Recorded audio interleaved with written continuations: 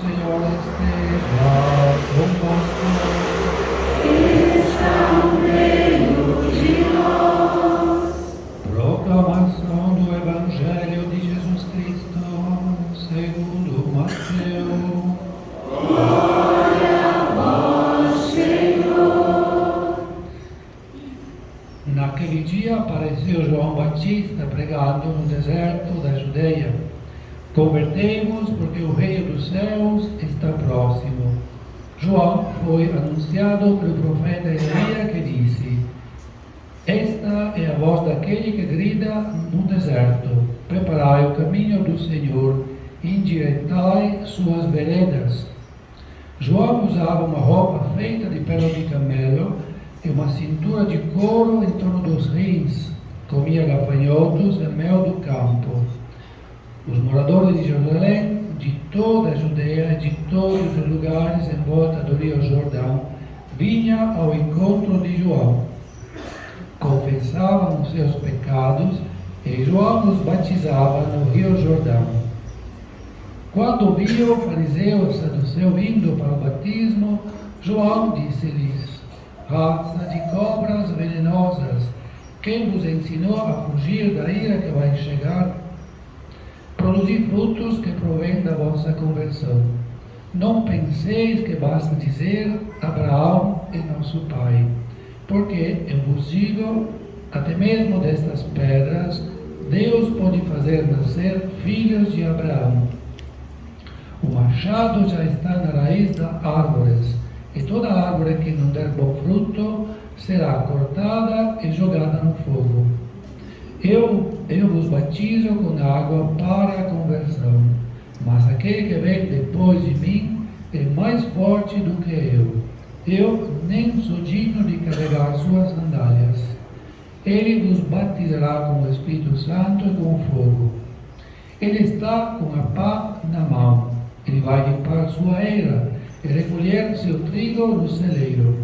Mas a palha ele a queimará no fogo que não se apaga.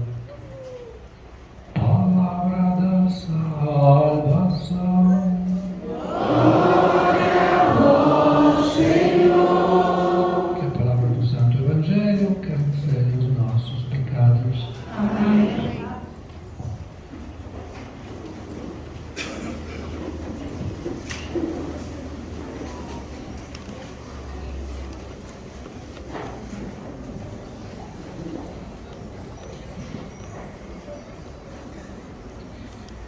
Na segunda leitura, nós lemos que tudo o que outrora foi escrito para nossa instrução, para que pela nossa constância e pelo conforto espiritual das Escrituras tenhamos firme esperança. A Sagrada Escritura nos dá esperança, nos conforta o coração, nos orienta, nos mostra o caminho correto a seguir. E nós vivemos hoje num período, num momento em que muitos de nós católicos estamos sem esperança. E por que estamos sem esperança? Porque nós deixamos de ler a Sagrada Escritura, nós deixamos de nos confortar, de ser confortados pela Sagrada Escritura, nós deixamos de acreditar na palavra de Deus, porque muitas vezes nós escutamos a palavra de Deus quando nós participamos da missa. Às vezes não temos nem o hábito de ler o Evangelho antes da missa.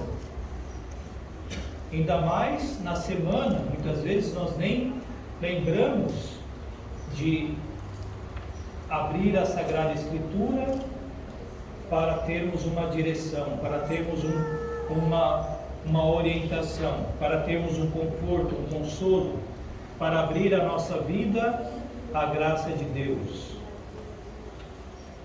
Todo dia nós vemos às vezes as notícias Nós vemos o que está acontecendo no mundo, principalmente agora. Nós vemos o WhatsApp, temos as mensagens, mas aquilo que nos conforta, que nos dá esperança, esta palavra que nos reanima, que nos coloca num caminho a seguir, nós não damos atenção. Então fica aqui um chamado, um alerta para procurarmos criar o hábito de lermos todos os dias, nem que seja um versículo, ler pelo menos um versículo por dia e trazer em nosso coração aquele versículo. Não só ler por ler, dizer estou lendo a palavra de Deus, mas lê-la, ler a palavra de Deus e trazer no coração. E o Evangelho nos traz próprio essa figura de João Batista. João Batista que vai ao deserto para convidar a um caminho de conversão. Ele diz: convertei-vos, porque o reino dos céus está próximo. Ele vai no deserto da Judeia e começa a gritar: convertei-vos, porque o reino dos céus está próximo. Aqui, primeira coisa que eu quero chamar a atenção é sobre a questão do deserto. O deserto, onde normalmente é o lugar de silêncio, é o lugar onde nós não escutamos barulho, é o lugar em que nós nos encontramos sós, mas é o lugar onde nós encontramos a Deus, é o lugar onde temos uma experiência forte de Deus, é o lugar onde nós escutamos o que Deus quer nos dizer, o que Deus quer falar conosco. É no deserto que o Senhor fala com o seu povo. E muitas vezes o que acontece? Muitas vezes acontece que nós reclamamos com Deus, mas onde está Deus? Será que Deus não vê essa injustiça? Será que Deus não vê isso? Será que Deus não vê a minha dor? Será que Deus não vem nos ajudar? Onde é que está Deus? E na realidade, Deus ele fala todo dia. Ele fala com frequência para nós. Só que nós não permanecemos em silêncio. Nós não procuramos escutar a voz de Deus. Nós não nos abrimos, não abrimos o nosso ouvido para escutar a voz do Senhor. Um exemplo, por exemplo, muito próprio, é aquele de hoje, antes da missa. Nós estamos numa igreja, e antes da missa, eu estava me preparando lá atrás, e escutava que aqui parecia uma feira. Estava um falando com o outro, falando talvez coisas importantes, coisas edificantes, mas não estava escutando o Senhor, não estava escutando a Deus, não estavam se preparando para a missa, para a celebração da missa, e não estavam deixando o irmão do lado se preparar para a missa. Eis que são coisas que às vezes nós nem percebemos, mas são coisas que atrapalham a nossa vida, a nossa caminhada, atrapalham o nosso dia a dia, porque nós estamos acostumados a isso, a correr, a falar, a viver no barulho, e pouco nós fazemos silêncio, muito pouco fazemos silêncio, e com isso nós não escutamos a Deus. Não escutamos a Deus. Muitas pessoas, elas entram no nosso mosteiro e elas falam: olha que lugar de paz, que lugar de bênçãos, de graças. Por quê? Porque aqui procuramos fazer também silêncio. Agora, se você vem de fora e não faz silêncio, não procura escutar a voz do Senhor, eu não digo que não deva conversar com seus amigos, com as pessoas que você conhece, mas deve também dedicar um tempo para escutar a Deus, para falar com Deus. Devemos criar esse hábito. Aqui, João Batista foi no deserto falar. E para quem é que ele vai falar no deserto? Só para aqueles que vão ao deserto. Só aqueles que querem escutar ele no deserto. Aqueles que vão dar valor para aquilo que ele está falando. E de fato, ele chamou muitas pessoas foram até o deserto para escutar aquela voz, para se converter. Então procuremos descobrir o valor do silêncio, o valor do deserto, onde nós encontramos a Deus, onde escutamos a voz do Senhor, para que Deus possa de fato falar na nossa vida, sermos orientados por Deus. Sermos orientados por Deus.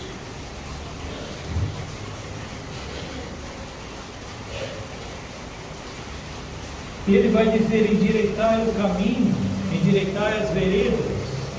Quer dizer, convertei-vos, deixem o mau caminho, deixem as coisas más, deixem aquilo que é pecado, deixem aquilo que... Porque o machado já está ali na árvore, para cortar a árvore. Já está pronto para podar, para cortar.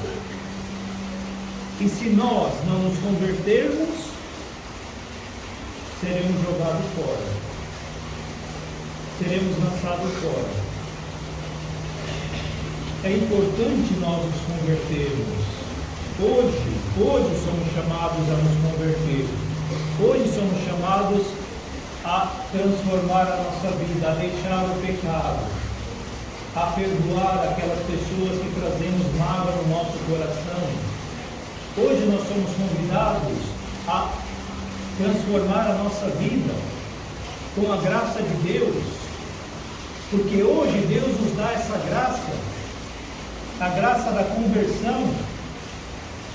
Nós estamos vivendo o momento do advento, onde deveríamos nos preparar para receber o Senhor no Natal. E o que estamos fazendo para recebermos o Senhor no Natal? O que estamos fazendo? Às vezes não fazemos nada, é apenas um tempo litúrgico. Vivemos a nossa vida como se fosse nada, como se Deus fosse algo que não se importasse. Por isso que João Batista ele se volta para aqueles que vinham depois, quando viu os fariseus, os saduceus, que chegavam para ele para se converter, para serem batizados, aliás. Ele começou a gritar com eles: raça de víboras, raça de víboras, não façam as coisas somente para aparecer, para dizer que estão buscando uma conversão, se de fato vocês não estão buscando, achando que estão salvos, porque Deus faz brotar das pedras os filhos de Abraão. Não adianta dizer, fazer as coisas, mas não se converter, não ter obras de conversão, não ter as mesmas obras que o pai Abraão. Não basta. É preciso se converter totalmente. Não fazer as coisas por aparência. Hoje, João Batista diria Não basta ser batizado. Não basta vir à missa só para dizer que veio à missa. Não basta comungar do corpo de Cristo só para dizer que comungou do corpo de Cristo, para ter uma consciência tranquila diante de Deus. Porque Deus, Ele olha o nosso coração, Ele olha os nossos atos, Ele olha as nossas atitudes, Ele vê a retidão que temos no nosso coração. E se nós fazemos tudo por aparência, se nós fazemos tudo para mostrar aos outros, ou apenas para que nós digamos para nós mesmos: olha como eu sou bom, olha como eu sou bom, participo das missas, me confesso, não matei ninguém, não roubei ninguém, olha como eu sou bom. O outro lá está roubando, está matando, ele sim é mau. Mas você que é batizado, o outro eu não sei que você é batizado. É você que é chamado de cristão. É você que deve fazer as obras de Cristo. Somos nós que devemos fazer as obras de Cristo. E estamos fazendo as obras de Cristo? Que não basta dizer: sou cristão, sou batizado, mas não procurar uma conversão, que é uma luta dia a dia, que é uma luta que travaremos por toda a nossa vida. Então nós somos salvos se somos batizados, se acreditamos em Cristo, se nos convertemos de fato, se transformamos a nossa vida. Não adianta falar: sou católico, sou cristão, mas muitos vão no espiritismo, muitos fazem injustiça, cometem injustiça no trabalho, muitos às vezes têm algumas coisas lá e pega, sabe, isso aqui vai jogar no lixo mesmo, então eu pego, mas não tem nem permissão para pegar, então é roubo. Muitos estão no trabalho, entregam um ou outro para subir de cargo. Que cristão é esse? Que cristão é esse? Então, não adianta dizermos que somos cristãos se nós não procuramos viver como Cristo, transformar a nossa vida, viver bem a nossa vida. Não adianta, porque o machado está na árvore. E aí devemos ficar atentos, porque ele fala: está com a mão na pá, ele vai limpar a eira, recolher seu trigo no celeiro, mas a palha ele a queimará no fogo e não se apagará. Hoje em dia se fala que Deus é misericordioso, Deus perdoa todos os pecados, Deus é bom, e de fato Deus é bom, Deus é misericordioso. Só que com isso nós pensamos o que? Tanto faz se eu peco ou não peco, porque é a mesma coisa, depois Deus vai me perdoar do mesmo jeito. Isso aqui é errado. Isso aqui é muito errado, é muito sério, porque Deus é justo. Deus é justo, e pode parecer que é tudo igual, cometer pecado ou não cometer pecado, seja tudo igual, só que no fim não vai ser igual, não é igual, não é igual, porque no fim Deus vai separar o joio do trigo, Ele vai, como diz aqui, vai separar a palha e vai queimar a palha. Aquele que vive no pecado, ele vai tirar e vai queimar. Então é sério. Não é que tudo é igual, Deus perdoa todo mundo. Se não tem uma verdadeira conversão, Deus não perdoa. Não é que Deus não quer perdoar, é porque você não se arrependeu. Você não quer deixar o pecado. É porque você não quer deixar o pecado, você não se arrependeu. Então como é que Deus pode te perdoar? É a mesma coisa se eu ofendo alguém, se eu ofendo o irmão Marco, por exemplo, e falo para ele, olha, eu quero o seu perdão, mas eu continuo te ofendendo. Para mim o que eu te falei é a mesma coisa, não vai mudar em nada, mas eu quero o seu perdão. Você tem que me perdoar. Mas eu, se for necessário, eu vou te ofender de novo. Como é que ele pode me perdoar se eu estou falando para ele que eu não me arrependo de ter ofendido a ele? E você acha que Deus vai agir também dessa forma? Você acha que Deus vai te perdoar, mesmo você ofendendo a ele sempre? Não pode. Não pode.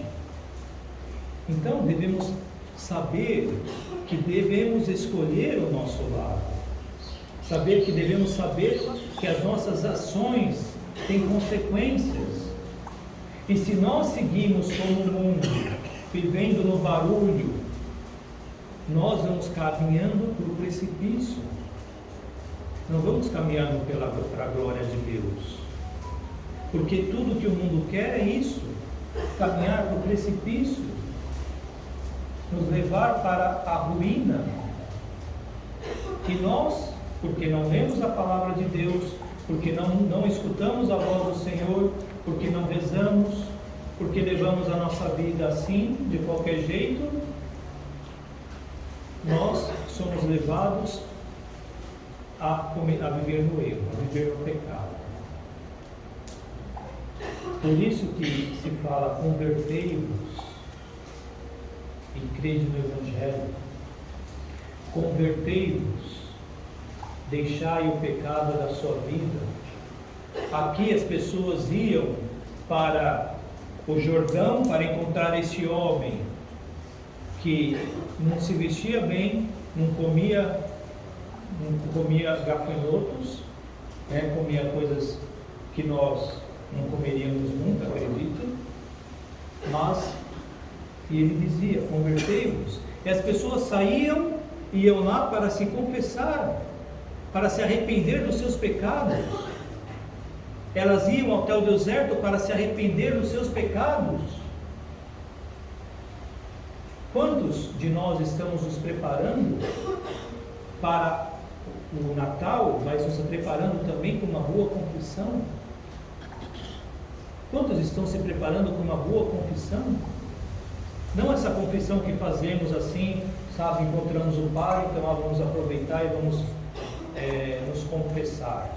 Sim, é claro, é bom se confessar sempre que tem a possibilidade, mas uma boa confissão, fazer um bom exame de consciência, refletir sobre os erros da vida que cometemos, sobre as leis, os mandamentos de Deus, sobre o que Deus está te pedindo, ver se a sua vida está correspondendo àquilo que Deus está pedindo,